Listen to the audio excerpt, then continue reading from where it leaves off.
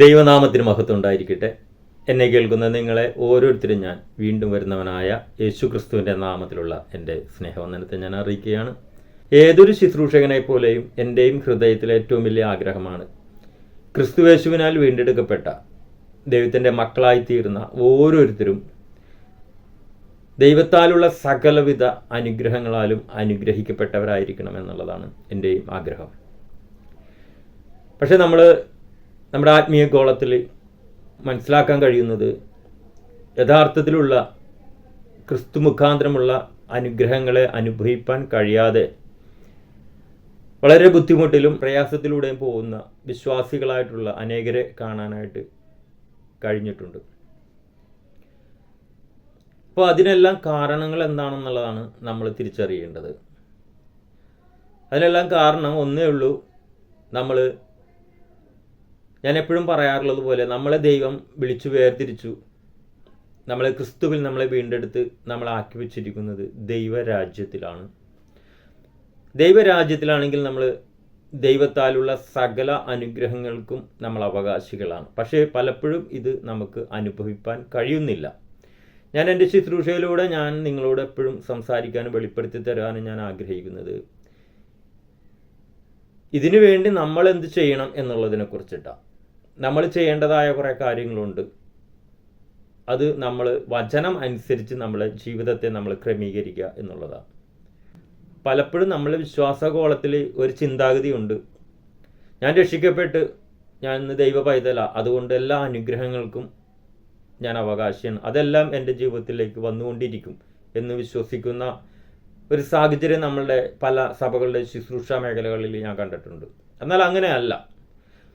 കൃപയാൽ നമ്മൾ രക്ഷിക്കപ്പെട്ടു, കൃപയാൽ നമ്മൾ ദൈവത്തിൻ്റെ മക്കളായി എങ്കിൽ ഇനി ആ മക്കളാണെങ്കിൽ ദൈവത്താലുള്ള സകല അനുഗ്രഹങ്ങളും നമ്മുടെ അവകാശമാണ്. പക്ഷെ നമ്മൾ അനുഭവിക്കണമെങ്കിൽ ദൈവവചനത്തിൻ്റെ അടിസ്ഥാനത്തിൽ നമ്മുടെ ജീവിതത്തെ ഒന്ന് ക്രമീകരിക്കേണ്ടത് വളരെ അത്യാവശ്യമാണ്. അത് നമ്മൾ ചെയ്യേണ്ട കാര്യമാണ്, നമ്മൾ ക്രമീകരിക്കേണ്ട കാര്യമാണ്. അതിനാണ് നമുക്ക് ഈ ക്രിസ്തുവിൻ്റെ ഉപദേശവും അതുപോലെ അപ്പോസ്തലന്മാരാൽ നമുക്ക് ലഭിച്ചിട്ടുള്ള ലേഖനങ്ങളെല്ലാം അതിനായിട്ട് ഉള്ളതാണ്. അപ്പോൾ അതിലൂടെ നമ്മൾ തിരിച്ചറിയണം എന്താണ് എൻ്റെ അനുഗ്രഹങ്ങൾക്ക് തടസ്സം. ആ തടസ്സങ്ങളെ ഞാൻ വചനപ്രകാരം തിരിച്ചറിഞ്ഞ് ഞാൻ തിരുത്തപ്പെടാൻ വേണ്ടി ഞാൻ അവിടെ സമർപ്പിക്കപ്പെടുമ്പോൾ, ഞാൻ അവിടെ തിരുത്തപ്പെടുമ്പോൾ ഈ അനുഗ്രഹങ്ങൾ എൻ്റെ ജീവിതത്തിലേക്ക് തനിയെ വരും. ഇന്ന് ഞാൻ നിങ്ങളോട് കൂടെ ഇന്ന് ഈ വചന ശുശ്രൂഷയിലായിരിക്കുമ്പോൾ ഞാൻ ചിന്തിക്കാനായിട്ട് ആഗ്രഹിക്കുന്നത് നമ്മുടെ കുടുംബജീവിതത്തിൽ എത്രമാത്രം ഈ ദൈവവചനത്തിന് പ്രാധാന്യമുണ്ടെന്നും ആ ദൈവവചനം ഓരോരുത്തരും എങ്ങനെയെല്ലാം അനുസരിക്കണമെന്നുള്ളതിനെക്കുറിച്ചും കുറച്ച് കാര്യങ്ങൾ ചിന്തിക്കാനായിട്ടാണ്. കാരണം ഇന്ന് നമ്മൾ വിശ്വാസികളാണെങ്കിൽ ദൈവത്തിൻ്റെ സന്നിധിയിൽ നമ്മൾ കടന്നു വന്നു, നമ്മളിന്ന് ദൈവത്തെ ആത്മാവിലും സത്യത്തിലും നമ്മൾ ആരാധിക്കുന്നു, നമ്മളെ ആക്കി വച്ചിരിക്കുന്ന സഭാ കൂട്ടായ്മകളിൽ നമ്മൾ പോകുന്നുണ്ട്. എങ്കിലും നമ്മുടെ കുടുംബജീവിതത്തിൽ യഥാർത്ഥമായ ഒരു ദൈവിക സമാധാനം, ദൈവിക വിടുതലുകൾ, ദൈവത്തിൻ്റെ ഐക്യത എല്ലാം വെളിപ്പെടുന്നുണ്ടോ? പല കുടുംബങ്ങളിലും പലരുടെയും ജീവിതത്തിലും ഞാൻ കണ്ടതും മനസ്സിലാക്കിയതും ഭിന്നതകളും പ്രശ്നങ്ങളും ഇടർച്ചകളും കാര്യങ്ങളൊക്കെയാണ്. എന്നാൽ അവർ സഭയിൽ പോകുന്നുണ്ടോ? ഉണ്ട്. കൂട്ടായ്മയിലുണ്ടോ? ഉണ്ട്. പക്ഷേ അവരുടെ കുടുംബജീവിതത്തിലേക്ക് വരുമ്പോൾ, ഭാര്യ ഭർത്തൃ ബന്ധത്തിലേക്ക് വരുമ്പോൾ, ഭാര്യ ഭർത്തൃ ബന്ധം മക്കൾ ബന്ധത്തിലേക്കൊക്കെ വരുമ്പോൾ അവിടെയുള്ള ഇടർച്ചകൾ, അവിടെയുള്ള പ്രശ്നങ്ങൾ, അതിന്ന് ലോക മനുഷ്യരും നമ്മളും തമ്മിൽ വലിയ വ്യത്യാസങ്ങളൊന്നും കാണുന്നില്ല. അന്ന് ഒരുമിച്ച് ചിലപ്പോൾ സഭയിൽ വരുന്നുണ്ടായിരിക്കാം, ഒരുമിച്ച് നടക്കുന്നുണ്ടായിരിക്കാം. പക്ഷേ അവരുടെ പരസ്പരം ദൈവവചനപ്രകാരമുള്ള അവരുടെ ഭാര്യ ഭർത്തൃ ബന്ധവും മക്കളോടുള്ള ബന്ധവും ഒക്കെ എത്രത്തോളം വചനത്തോട് ചേർന്ന് പോകുന്നതാണെന്നുള്ളത് നമ്മൾ ചിന്തിക്കേണ്ടത് ആവശ്യമാണ്. ഒരു ഭാര്യ ഭർത്താവിനെ എങ്ങനെ ബഹുമാനിക്കണമെന്നും ഭർത്താവ് ഭാര്യയെ എങ്ങനെ സ്നേഹിക്കണമെന്നും മക്കള് എങ്ങനെ അമ്മയപ്പന്മാരെ അനുസരിക്കണമെന്നുള്ളതെല്ലാം നമുക്ക് തിരുവെഴുത്തുകളിലൂടെ ദൈവം നമുക്ക് വെളിപ്പെടുത്തി തന്നിട്ടുണ്ട്. അപ്പം നമ്മൾ ദൈവരാജ്യത്തിലായിരിക്കുമ്പോൾ ഈ വചനപ്രകാരം നമ്മളുടെ ജീവിതത്തെ നമ്മൾ ക്രമീകരിക്കേണ്ടത് ആവശ്യമാണ്. അപ്പോൾ മാത്രമാണ് നമ്മുടെ ജീവിതത്തിലേക്ക് ഈ ഭൂമിയിൽ ദൈവം വെച്ച അനുഗ്രഹങ്ങളും നിത്യജീവനും നമുക്ക് അവകാശമാക്കാൻ കഴിയും. അപ്പോൾ മാത്രമേ നമ്മളുടെ സമൂഹത്തിൽ ദൈവത്തെ അറിഞ്ഞ, ദൈവത്തെ സ്നേഹിക്കുകയും ദൈവത്തിൻ്റെ വഴിയെ നടക്കുന്നവരുമായ നമ്മൾ അനേകർക്ക് നമ്മളുടെ കുടുംബജീവിതം ഒരു മാതൃകയായി തീരാൻ അത് സഹായമായി തീരത്തുള്ളൂ. നമ്മളൊന്ന് ചിന്തിച്ചാൽ നമ്മുടെ കുടുംബവും ജാതികളുടെ കുടുംബവും തമ്മിൽ വലിയ വ്യത്യാസങ്ങളൊന്നും കാണാൻ ഇല്ല. അങ്ങനെയുള്ള ഒരു കുടുംബജീവിതം നയിക്കുന്നവരായിട്ടാണ് കൂടുതലും വിശ്വാസികളുടെ കുടുംബജീവിതം. അങ്ങനെയുള്ള ഒരു കുടുംബജീവിതം നയിക്കുന്ന വിശ്വാസികളെയാണ് സമൂഹം കാണുന്നത്. കർത്താവ് നിങ്ങൾ ലോകത്തിൻ്റെ വെളിച്ചമാണെന്ന്, ലോകത്തിൻ്റെ ഉപ്പാണെന്ന്. അങ്ങനെ നമുക്ക് എങ്ങനെയാണ് ദൈവഹിതപ്രകാരം ഒരു കുടുംബജീവിതം നയിക്കുന്നതെന്ന് നമുക്ക് മറ്റുള്ളവർക്ക് കാണിച്ചു കൊടുക്കാൻ, നമ്മുടെ കുടുംബജീവിതത്തിലൂടെ കാണിച്ചു കൊടുക്കാൻ നമുക്ക് കഴിയുന്നുണ്ടോ? നമ്മളെ അമ്മയപ്പന്മാരെ ബഹുമാനിക്കുന്നവരാണ് നമ്മുടെ മക്കളെന്നുള്ളത് നമുക്ക് സമൂഹത്തിന് കാണിച്ചു കൊടുക്കാൻ കഴിയുന്നുണ്ടോ? ഇതൊക്കെ നമ്മൾ ചിന്തിക്കേണ്ടതാണ്. ഞാനിന്ന് അനേക വിശ്വാസികളുടെ കുടുംബവുമായി ബന്ധപ്പെട്ട് അനേകരെ എൻ്റെ അടുക്കൽ വരുന്ന അവരുടെ വിഷയങ്ങൾ സംസാരിച്ചപ്പോൾ ഞാൻ മനസ്സിലാക്കിയത്, ഭാര്യ ഭർത്താവിനെ അനുസരിക്കില്ല, ഭർത്താവിൻ്റെതായ ചില കാഴ്ചപ്പാടുകളിൽ ഭർത്താവ് കുടുംബജീവിതത്തെ നയിക്കുന്നു. മക്കളോ അവരിന്ന് അവർക്ക് ലഭിച്ച വിദ്യാഭ്യാസവും അവരുടെ ജോലി മേഖലകളും അവരുടെ സാമ്പത്തികമായ കാര്യങ്ങളും വെച്ച് നോക്കുമ്പോൾ അമ്മയപ്പന്മാരെല്ലാം അവരെക്കാൾ ചെറിയവരാണെന്ന് തോന്നുകയും അവരോടുള്ള ഇടപെടൽ ആ രീതിയിലായി പോകുന്നതും എല്ലാം കാണാൻ കഴിയുന്നുണ്ട്. ഞാനിവിടെ ആദ്യം മക്കളോടെന്നുള്ള നിലയ്ക്കുള്ള കാര്യമാണ് സംസാരിക്കാൻ ആഗ്രഹിക്കുന്നത്. ഇവിടെ മക്കളെ കുറിച്ചിട്ട് പറയുമ്പോൾ ദൈവവചനത്തിൽ അവരെങ്ങനെ ആയിരിക്കണം എന്നുള്ളതിനെ കുറിച്ചിട്ട് നമുക്ക് എഫേസ്യർ ലേഖനത്തിൽ നമുക്കൊന്ന് വായിക്കാം. അവിടെ എഫേസ്യർ ലേഖനം 6-ാം അധ്യായത്തിൽ പറഞ്ഞിരിക്കുന്നു, മക്കളെ നിങ്ങളുടെ അമ്മയപ്പന്മാരെ കർത്താവിൽ അനുസരിപ്പിൻ, അത് ന്യായമല്ലോ. നിനക്ക് നന്മ ഉണ്ടാകുവാനും നീ ഭൂമിയിൽ ദീർഘായുസോടെ ഇരിപ്പാനും നിന്റെ അപ്പനെയും അമ്മയെയും ബഹുമാനിക്കുക എന്ന് വാഗ്ദത്തത്തോടു കൂടിയ ആദ്യ കൽപ്പനയാകുന്നു. അപ്പം മക്കൾക്ക് ദൈവം വാഗ്ദത്തത്തോടു കൂടിയ കൽപ്പന കൊടുത്തിരിക്കുന്നത് അമ്മയപ്പന്മാരെ അനുസരിക്കുക എന്നുള്ളതാണ്. അമ്മയപ്പന്മാരെ അവരനുസരിച്ചെന്നാൽ അവർ വാഗ്ദത്തങ്ങളെ അവകാശമാക്കുന്ന വാഗ്ദത്തങ്ങളോട് കൂടിയ കൽപ്പനയാണ്. പലപ്പോഴും നമ്മൾ ഇന്ന് കണ്ടുവരുന്നത് അമ്മയപ്പന്മാർ കൂടെ ഉണ്ടാകുകയായിരിക്കാം, അമ്മയപ്പന്മാരുടെ കൂടെ തന്നെയായിരിക്കാം സഭാജീവിതം എല്ലാം. പക്ഷേ അവരുടെ ഹൃദയങ്ങളിൽ, അവരുടെ മനസ്സിൽ ഇവർക്ക് ഓർത്തിരിക്കുന്ന സ്ഥാനം എന്താണെന്നുള്ളത് ദൈവം അറിയുന്നുണ്ട്. ഹൃദയങ്ങളെ ശോധന ചെയ്യുന്ന ദൈവം അവരുടെ ഹൃദയങ്ങളെ, ഹൃദയ വിചാരങ്ങളെ, ഹൃദയത്തിൽ അവർ മാതാപിതാക്കൾക്ക് കൊടുത്തിരിക്കുന്ന സ്ഥാനത്തെ ദൈവം അറിയുന്നു. എന്നെ കേൾക്കുന്ന നിങ്ങൾ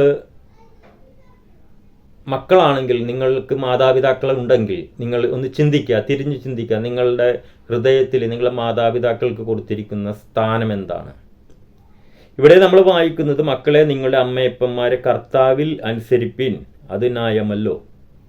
ഇവിടെ വായിക്കുന്നത് കർത്താവിൽ അനുസരിപ്പാനാണ് പറഞ്ഞിരിക്കുന്നത്, അത് ന്യായമല്ലോ. അപ്പോൾ നമ്മൾ അവരെ സ്നേഹിക്കുകയും അവരെ അനുസരിക്കുകയും ചെയ്യേണ്ടത് കർത്താവിനോട് എന്ന പോലെ നിങ്ങൾ അവരെ അനുസരിക്കുകയും സ്നേഹിക്കുകയും ചെയ്യണം. ഒരുപക്ഷെ നിങ്ങൾ സഭയിൽ പോകുന്നുണ്ടാകിയിരിക്കാം, നിങ്ങൾ സഭയിലെ കാര്യങ്ങളിലെല്ലാം ഇടപെടുന്നുണ്ടായിരിക്കാം. പക്ഷെ വീട്ടിലിരിക്കുന്ന അമ്മയപ്പന്മാരെ, അവരോടുള്ള സ്നേഹം, അവരോടുള്ള മനോഭാവം, അവരോടുള്ള കരുതൽ എത്രമാത്രം അത് കർത്താവിന് ചേരുന്ന രീതിയിൽ, കർത്താവിനോട് എന്ന പോലെയാണോ എന്നുള്ളത് നിങ്ങളൊന്ന് ആത്മശോധന ചെയ്യണം. ചിലപ്പോൾ നിങ്ങൾ അവർക്ക് നല്ല ഭക്ഷണം കൊടുക്കുന്നുണ്ടായിരിക്കാം, നല്ല വസ്ത്രം കൊടുക്കുന്നുണ്ടായിരിക്കാം, നല്ല ട്രീറ്റ്മെൻറ്റും കൊടുക്കുന്നവരായിരിക്കാം. ഇതൊക്കെ വളരെ അപൂർവമാണ് എങ്കിലും ഞാൻ പറയുകയാണ്, ട്രീറ്റ്മെൻറ്റും കൊടുക്കുന്നവരായിരിക്കാം. പക്ഷേ അവരോടുള്ള മനോഭാവം, അവരോടുള്ള യഥാർത്ഥമായ മനോഭാവം നിങ്ങളൊന്ന് ആത്മശോധന ചെയ്യണം. അങ്ങനെ യഥാർത്ഥമായ അവരോടുള്ള സ്നേഹവും അവരോടുള്ള ആ നിഷ്കളങ്കമായ, യേശു പറഞ്ഞു, ഒരു ശിശുവിനെ പോലെ നിങ്ങൾ എന്നെ സ്വീകരിക്കുന്നില്ല എങ്കിൽ നിങ്ങൾ ദൈവരാജ്യത്തിൽ കടക്കില്ലെന്ന് യേശു കർത്താവ് പറഞ്ഞു. അപ്പോൾ ഒരു ശിശുവിൻ്റെ മനോഭാവത്തോടു കൂടി, വളരെ നിർമ്മലമായ ഒരു മനോഭാവത്തോടു കൂടി നിങ്ങൾ നിങ്ങളുടെ അമ്മയപ്പന്മാരെ സ്നേഹിക്കുന്നുണ്ടോ? എങ്കിൽ അവരുടെ വാക്കുകളെ, അവർ പറയുന്ന ഉപദേശങ്ങളെ നിങ്ങൾ സ്വീകരിക്കും, നിങ്ങൾ അനുസരിക്കുന്നവരായിരിക്കും. ചിലപ്പോൾ നിങ്ങളുടെ അത്ര വിദ്യാഭ്യാസവും നിങ്ങളുടെ അത്രയും കാര്യപ്രാപ്തിയൊന്നും ഇപ്പോഴത്തെ സാഹചര്യത്തിൽ അവർക്ക് ഉണ്ടായിരുന്നു വരില്ല. പക്ഷെ അവരാണ് നിങ്ങളെ വളർത്തി വലുതാക്കി, അവരാണ് നിങ്ങൾക്ക് വിദ്യാഭ്യാസം നൽകി, ഇത്രത്തോളം ഈ ഭൂമിയിൽ അവരെ നിങ്ങളെ സൂക്ഷിക്കുവാൻ ദൈവം ആക്കി വെച്ചത് അവരെയാണ്. ആ സൂക്ഷിപ്പിലും ആ കരുതലിലാണ് നിങ്ങളിന്ന് വളർന്നു വലുതായി ഇത്രയും ആയിരിക്കുന്നത്. അപ്പോൾ അവരിന്ന് അവരുടെ വിദ്യാഭ്യാസ യോഗ്യതയ്ക്കും അവരുടെ കാര്യപ്രാപ്തിക്കും ഒത്തവണ്ണം അവരിന്ന് നിങ്ങളോട് എന്തെങ്കിലും കാര്യങ്ങൾ ഉപദേശിക്കുമ്പോൾ അവർ നൽകുന്ന ആ ഉപദേശത്തെ ഹൃദയപൂർവ്വം കർത്താവിനെന്ന പോലെ സ്വീകരിക്കുവാനും ആ ഉപദേശം അനുസരിക്കുവാനുമുള്ളൊരു മനസ്സ് നിങ്ങൾക്കുണ്ടോ എന്നുള്ളത് നിങ്ങൾ ചിന്തിക്കാം. അങ്ങനെ നിങ്ങൾ അവരെ അനുസരിക്കുന്നവരാണെങ്കിൽ, അവർ പറയുന്നത് എന്താണോ എന്നുള്ളത് ഒന്നും ചിന്തിക്കാതെ ഒരു ശിശുവിൻ്റെ ഭാവത്തോട് നിഷ്കളങ്കതയോടെ നിങ്ങൾ അവരെ അനുസരിക്കുന്നവരാണെങ്കിൽ, ഇവിടെ വചനം പറയുകയാണ്, അത് വാഗ്ദത്തത്തോടു കൂടിയ ആദ്യ കൽപ്പനയാവുന്നു. അതായത് നിങ്ങൾ അമ്മയപ്പന്മാരെ അനുസരിക്കുമ്പോൾ വാഗ്ദത്തങ്ങളെ അവകാശമാക്കുവാനായിട്ട് ദൈവം നൽകിയ ആദ്യ കൽപ്പനയാണ്. കാരണം അവരെയാണ് ദൈവം നിങ്ങളെ ഈ ഭൂമിയിൽ സൃഷ്ടിപ്പാനായിട്ട് ദൈവം തിരഞ്ഞെടുത്തത്, ദൈവം ആക്കി വെച്ചത്. ആ ഉത്തരവാദിത്വം അവരാൽ കഴിയും വണ്ണം അവരുടെ സാഹചര്യങ്ങളനുസരിച്ച് അവർ അത് ചെയ്തു. ദൈവത്തിൻ്റെ കൃപ അവരോട് കൂടെയിരുന്നു. നിങ്ങൾക്ക് ഇന്ന് കിട്ടിയ വിദ്യാഭ്യാസവും ഇന്ന് കിട്ടിയ സാമ്പത്തികമായ ഉയർച്ചകളും എല്ലാം അവരിൽ നിന്നാണ് തുടങ്ങിയത്. അതുകൊണ്ടിട്ട് നിങ്ങൾ ഒരിക്കലും അവരെ ചെറുതായിട്ട് കാണരുത്. അവരെ ചെറുതായിട്ട് കണ്ടിട്ടും അവർക്ക് വേണ്ടുന്ന സ്നേഹവും അവർക്ക് വേണ്ടുന്ന ഹൃദയപൂർവ്വമുള്ള സ്നേഹം, ഞാൻ പറഞ്ഞത് പുറമേ മനുഷ്യരെ കാണിക്കുവാനുള്ള സ്നേഹമല്ല, നിങ്ങളുടെ ഹൃദയത്തിൽ അവരോട് നിഷ്കളങ്കമായ നിർമ്മലമായ സ്നേഹത്തോടു കൂടിയാണ് നിങ്ങൾ മാതാപിതാക്കളെ നിങ്ങൾ സ്നേഹിക്കുന്നുവെങ്കിൽ ഈ പറഞ്ഞ വാഗ്ദത്തങ്ങൾ എല്ലാം നിങ്ങളുടേതായിത്തീരും. ഈ ക്രിസ്തു മുഖാന്തരമുള്ള എല്ലാ വാഗ്ദത്തങ്ങളും അനുഗ്രഹങ്ങളും നിങ്ങളുടേതായിത്തീരും. അതല്ല നേരെ മറിച്ചാണെങ്കിലോ ഈ വാഗ്ദത്തങ്ങളൊന്നും നിങ്ങൾക്ക് ലഭിക്കുമില്ല.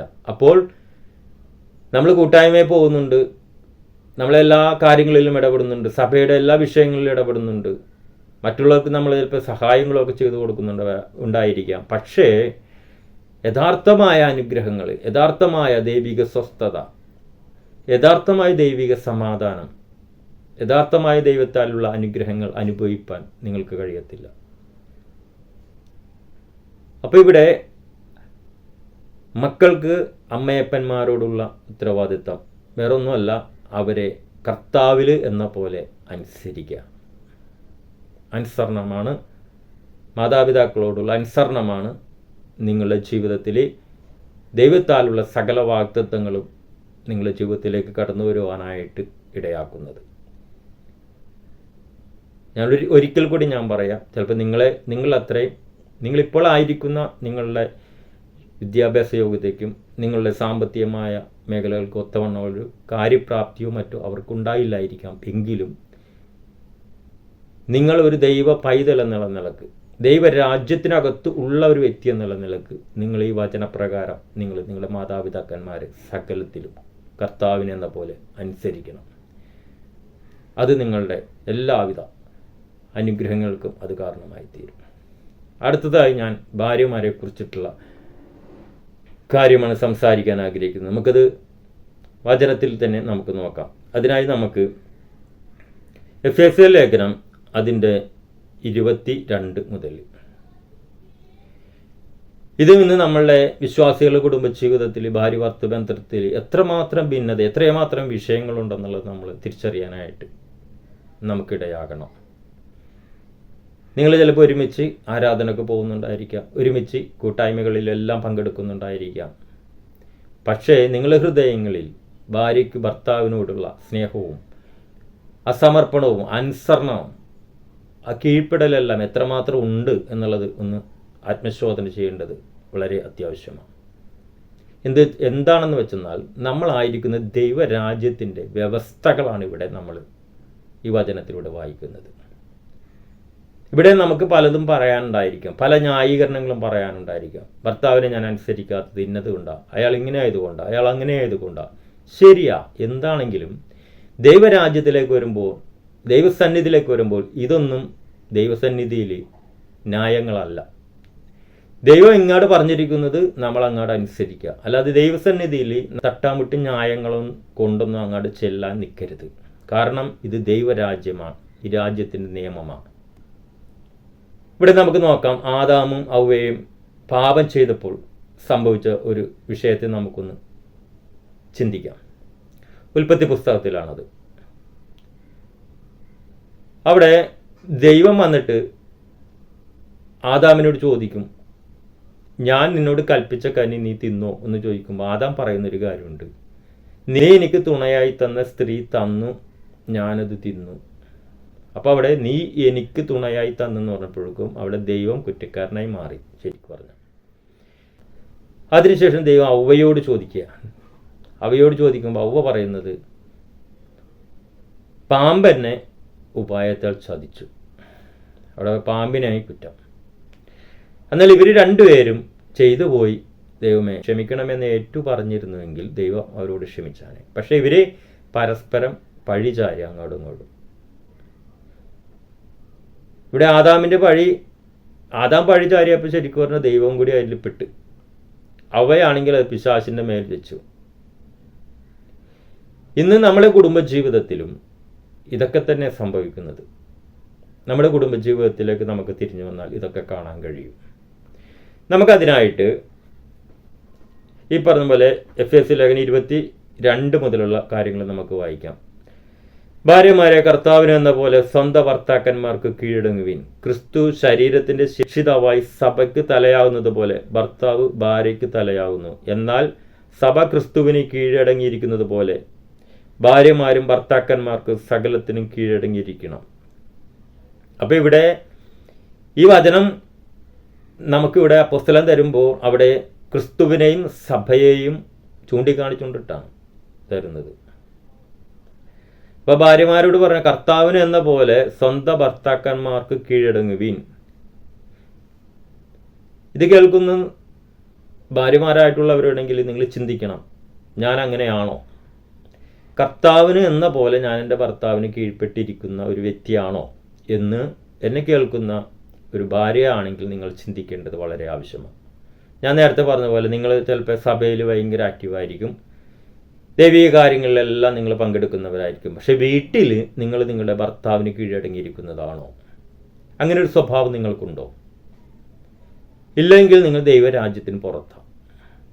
ഈ പറഞ്ഞ ദൈവവചനത്തിന് വിരോധമായ നിങ്ങൾ ജീവിക്കുന്നു, ദൈവിക വ്യവസ്ഥകൾക്ക് പുറത്താണ്. ചിലപ്പോൾ നിങ്ങളുടെ ഭർത്താവ് ചിലപ്പോൾ ഇത്തിരി പ്രായമായ അല്ലെങ്കിൽ ശാരീരികമായും സാമ്പത്തികപരമായ എല്ലാം ഇടിഞ്ഞു നിൽക്കുന്ന അവസ്ഥയായിരിക്കാം. ഇപ്പോൾ വരുമാനമൊന്നും ഇല്ലാത്ത അവസ്ഥയായിരിക്കാം. ഇപ്പോൾ മക്കളുടെ വരുമാനത്തിലായിരിക്കാം നിങ്ങൾ ജീവിക്കുന്നത്. അതുകൊണ്ട് നിങ്ങൾ മക്കളുടെ വാക്ക് കേട്ടിട്ടായിരിക്കാം പോകുന്നത്. എങ്കിൽ നിങ്ങൾക്ക് തെറ്റി. ദൈവം തന്ന ജീവിത പങ്കാളിയെ എങ്ങനെ നിങ്ങൾ പരിപാലിച്ചു, ഈ വചനപ്രകാരം നിങ്ങൾ ആ വ്യക്തിയെ സ്നേഹിക്കുകയും ആ വ്യക്തിക്ക് വേണ്ട കരുതൽ കൊടുക്കുകയും ചെയ്യുന്നില്ല എങ്കിൽ ദൈവസന്നിധിയിൽ നിങ്ങൾ നീതീകരിക്കപ്പെടത്തില്ല. എന്ന് വെച്ചാൽ ഇവിടെ ഈ വചനം അതാണ് പറയുന്നത്. വ്യക്തമായിട്ട് അവിടെ പറയാൻ, കർത്താവിന് എന്ന പോലെ സ്വന്തം ഭർത്താക്കന്മാർക്ക് കീഴടങ്ങുവിൻ. കീഴടങ്ങണം. കാരണം ദൈവവചനം അങ്ങനെയാണ്.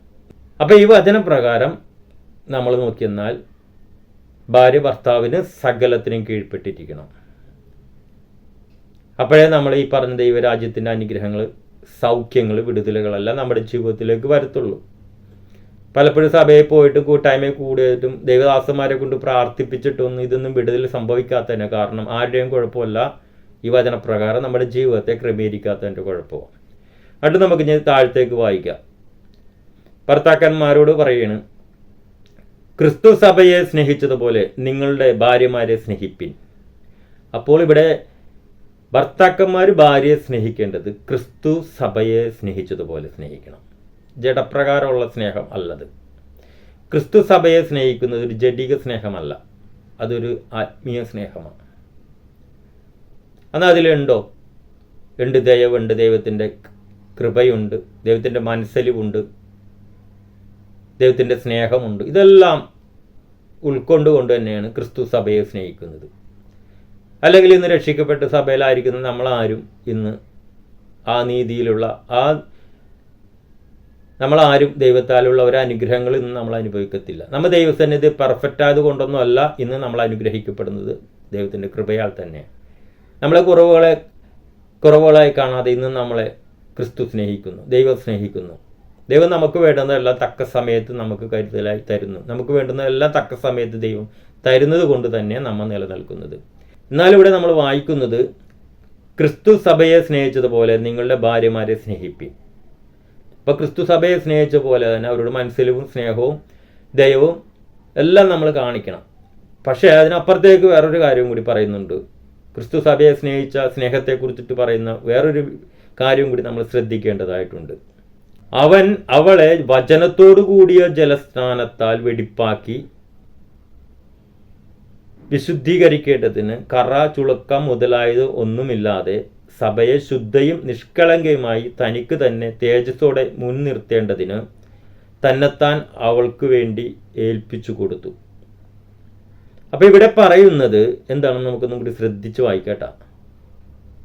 അവൻ അവളെ വചനത്തോടു കൂടിയ ജലസ്നാനത്താൽ വെടിപ്പാക്കി. അപ്പൊ വചനത്തോടു കൂടിയ ജലസ്നാനത്താൽ സഭയെ ക്രിസ്തു വെടിപ്പാക്കി.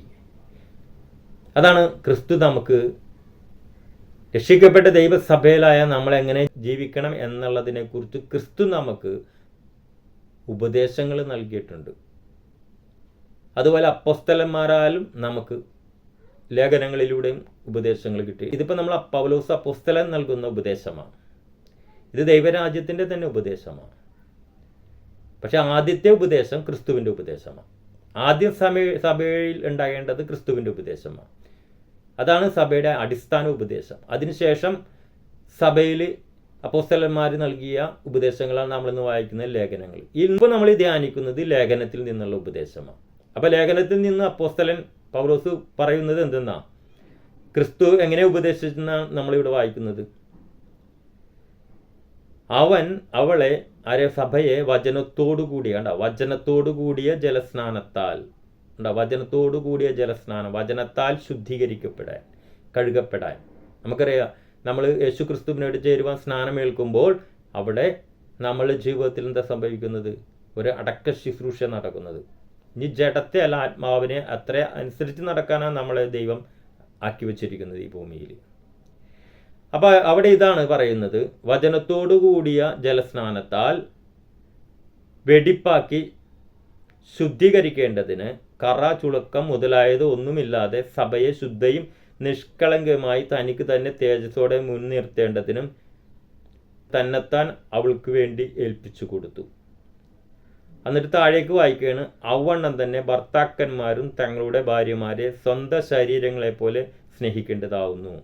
ഭാര്യയെ സ്നേഹിക്കുന്നവൻ തന്നെത്താൻ സ്നേഹിക്കുന്നു. ആരും തൻ്റെ ജഡത്തെ ഒരു നാളും പകച്ചിട്ടില്ലല്ലോ.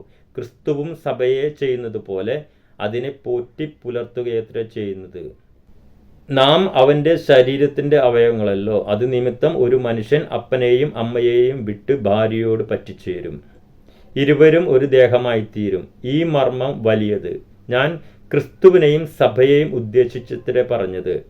എന്തെന്നാൽ നിങ്ങളും അങ്ങനെ തന്നെ. ഓരോരുത്തൻ താൻ തൻ്റെ ഭാര്യയെ തന്നെ പോലെ തന്നെ സ്നേഹിക്കണം. ഭാര്യയോ ഭർത്താവിനെ ഭയപ്പെടേണ്ടതാകുന്നു. അപ്പോൾ ഇവിടെ ക്രിസ്തു സഭയെ സ്നേഹിച്ചതുപോലെ, ക്രിസ്തു സഭയെ സ്നേഹിച്ചത് ദൈവവചനത്താൽ, കറ, ചുളുക്കം, വാട്ടം, മാലിന്യങ്ങളെല്ലാം നീക്കിക്കൊണ്ടാണ് സഭയെ സ്നേഹിക്കുന്നത്. ക്രിസ്തു ഇന്ന് സഭയെ സ്നേഹിക്കുന്നത് നമ്മളിൽ വാട്ടവും മാലിന്യങ്ങളും കറയും എല്ലാം നീക്കുന്ന ഒരു പ്രക്രിയ നമ്മുടെ ജീവിതത്തിൽ അനുദിനം നടക്കണം.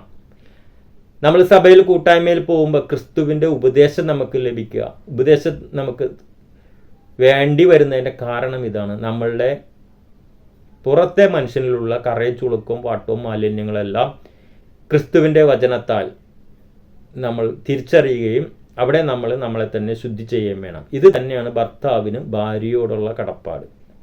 ഭർത്താവ് ഭാര്യയെ സ്നേഹിക്കേണ്ടത് എങ്ങനെയാണെന്നുള്ളത് ഈ നമ്മൾ വായിച്ച വചന ഭാഗത്തിലൂടെ നമുക്ക് മനസ്സിലാക്കാൻ കഴിയും. അവരെങ്ങനെ സ്നേഹിക്കേണ്ടത്? ക്രിസ്തു സഭയെ സ്നേഹിച്ചതുപോലെ. അപ്പം ഞാൻ എൻ്റെ ഭാര്യയെ ഞാൻ സ്നേഹിക്കുമ്പോൾ അവളിലുള്ള ദൈവവചനത്തിന് വിരോധമായിട്ട് എൻ്റെ ഭാര്യയിലുള്ള കുറവുകളെ തെറ്റുകളെ തിരിച്ചറിഞ്ഞ് തിരുത്തുവാൻ ഞാൻ ബാധ്യസ്ഥനാണ്. അതിനാണ് ക്രിസ്തു എന്നെ ഭാര്യയുടെ ശിരസ്സാക്കി വെച്ചിരിക്കുന്നത്. അതിനാണ് ശിരസ്സായ ക്രിസ്തു എന്നെ ഉപദേശിക്കുന്നത്. ആ ഉപദേശപ്രകാരം ഞാൻ എൻ്റെ ഭാര്യയെ ഉപദേശിക്കണം. അങ്ങനെ ഞങ്ങൾ രണ്ടുപേരും ഒരുമനപ്പെട്ട് ദൈവവചനപ്രകാരം ഒരു ജീവിതം നയിക്കുമ്പോൾ കർത്താവിന് എന്ന പോലെ മക്കൾ മാതാപിതാക്കന്മാരെ ബഹുമാനിക്കണം, അനുസരിക്കണം. അങ്ങനെയുള്ളൊരു കുടുംബജീവിതമാണ് നമ്മൾ നയിക്കുന്നുവെങ്കിൽ നമ്മുടെ ജീവിതത്തിലേക്ക് ദൈവരാജ്യത്തിലുള്ള ദൈവത്താലുള്ള സകല അനുഗ്രഹങ്ങളും നമ്മുടെ ജീവിതത്തിലേക്ക് വരും. സകല അനുഗ്രഹങ്ങളും നമ്മൾ അനുഗ്രഹിക്കപ്പെട്ടതായിരിക്കും. അതുപോലെ തന്നെ അപ്പോൾ തന്നെ നമ്മൾ ലോകത്തിൽ അനേകർക്ക് നമ്മൾ മാതൃകയുള്ള ഒരു കുടുംബജീവിതം നയിക്കുന്നവരായിരിക്കും. ഇന്നത്തെ ഈ വചന ശുശ്രൂഷ നമ്മളെ ഓരോരുത്തർക്കും ആത്മശോധന ചെയ്യാനായിട്ട് ഇടയാകട്ടെ എന്ന് ഞാൻ പ്രാർത്ഥിക്കുക. ഭാര്യമാർ ആത്മശോധന ചെയ്യണം, ഭർത്താക്കന്മാർ ആത്മശോധന ചെയ്യണം, മക്കൾ ആത്മശോധന ചെയ്യണം. ഇതിൽ ഭാര്യമാർ ഭർത്താക്കന്മാർ സകലത്തിനും കീഴ്പ്പെടണം. കാരണം അവരുടെ ഭർത്താവിൻ്റെ ശിരസ് ക്രിസ്തുവാണ്. ക്രിസ്തുവിൽ നിന്നുള്ള നിർദ്ദേശം ഭർത്താവിന് കൊടുക്കുന്നത് ക്രിസ്തു സഭയെ കറാച്ചുളുക്കം പാട്ടമിൽ മാലിന്യങ്ങളൊന്നുമില്ലാതെ എങ്ങനെ തനിക്ക് തന്നെ മണവാട്ടിയായി സൂക്ഷിക്കുവാനായിട്ട് സഭയെ എത്രമാത്രം ഒരുക്കുകയോ അതുപോലെ വചനത്തിൽ നടക്കുവാൻ അവളെ ഉപദേശിക്കുകയും പ്രേരിപ്പിക്കുകയും അതിന് വേണ്ടുന്ന എല്ലാ കരുതലുകളും സ്നേഹത്തോടെ കൊടുക്കണം. അതുപോലെ തന്നെ മക്കൾ അവരുടെ അനുഗ്രഹത്തിനായി മാതാപിതാക്കന്മാരെ കർത്താവിന് എന്ന പോലെ സ്നേഹിക്കുകയും ബഹുമാനിക്കുകയും അവരെ അനുസരിക്കുകയും ചെയ്യുന്നാൽ നമ്മുടെ കുടുംബജീവിതം സ്വർഗതുല്യമായി തീരും. ഇന്നത്തെ വചന ചിന്തകളാൽ ദൈവം നിങ്ങളെല്ലാവരെയും സമൃദ്ധിയായിട്ട് അനുഗ്രഹിക്കട്ടെ എന്ന് പ്രാർത്ഥിക്കുന്നു. God bless you. Thank you.